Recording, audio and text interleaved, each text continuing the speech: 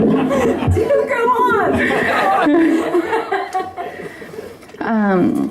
I love you, Frankie, and I love your book very much. And when I sat down to think about you and your book, this is what came out. So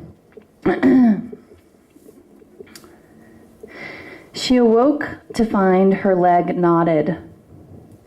Not a knot in her leg, but her leg tied into one.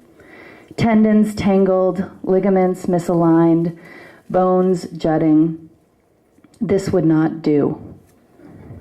So she slowly began to untangle and untie, and as she did, she felt the releasing of 1,000 snarls, the making of 1,000 fissures. She found things embedded, tassels and thimbles and vowels and yawns, things she had never seen before, never possessed. These treasures unfurled as she made her body what she needed it to be. She holed herself.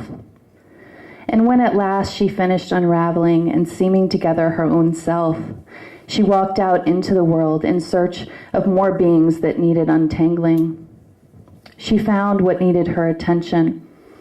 There were hearts lying bare and broken on the ground that she held in her hands and placed in warm nests in the crook of mossy oaks. There were mirrors that needed people, and people that needed mirrors. There were birds fluttering about in pain with torn breasts and broken wings. They needed someone to whisper that it was okay for them to leave now.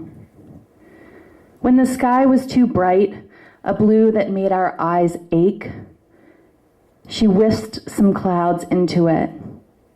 And when all we needed was brightness, she offered us a candle wax and a wick to make our own candle. The world she helped make and unmake and make again. There was grit in this making, grit and blood and sweat, but also at times ease and pleasure, the feeling of a button slipping into a buttonhole, a key unlatching in a lock.